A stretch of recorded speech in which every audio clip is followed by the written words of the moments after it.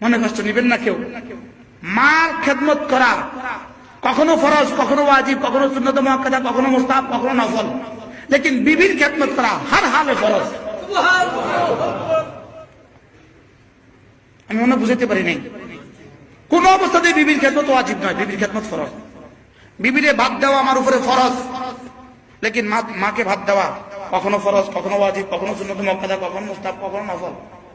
আমি কিছুই পারি না, আমি মাকে দিতে হবে না, লেকিন তখনও আমি বিবিকে দিতে হবে। কি বিবি আপনার জন্য রুটি বানাবে, এটা বিবির দায়িত্ব নয়। বিবি আপনার জন্য ভাত রান্না করবে, এটা বিবির দায়িত্ব নয়। বিবির আপনার দায়িত্ব ইউহাইয়া আলাহাল খুবজু। কি আরে দুরুল মুখতারের ইবারত আই ইউহাইয়া আলাহাল খুবজু, বিবির জন্য রুটি তুমি বানিয়ে দিবা, এটা তোমার উপরে ফরিজা।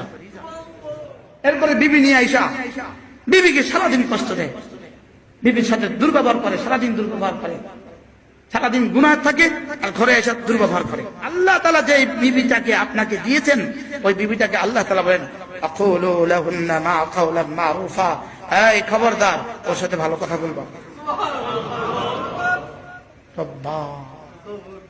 কিভাবে রব সুপারিশ করেছে? এটা কি তুমি আমাকে সাক্ষী রেখে বিয়ে করেছো? এটার সাথে ভালো কথা বলবা, সুবহানাল্লাহ বলবেন না। এটা তুমি যা খাবা এটাকে তা খাওয়াবা, খবরদার। এটা তোমার কর্মচারী নয়, এটা তোমার বান্দি নয়, এটা তোমার রফিকায়ে হায়াত, এটা তোমার জীবনের সাথে আমি জুড়ে দিয়েছি। কি বছরের পর বছর বিবি কাছে নাই, তার নামাজ নিরাপদ হবে কেমনে? বিদেশে থাকে, বিবি কাছে নাই, বছরের পর বছর বিবি নাই, তার নামাজ নিরাপদ হওয়ার সুযোগ কোথায়? আমি বুঝতে পারলাম না। মানে আর কি ভাঙা যাবে, খোলা যাবে? তার নামাজ নিরাপদ হওয়ার সুযোগ কোথায়?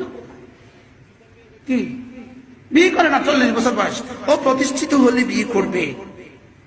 একটা টিপস, প্রতিষ্ঠিত হলে নিজের পায়ে নিজে দাঁড়িয়ে বিয়ে করবে। ও নিজের পায়ে দাঁড়াক।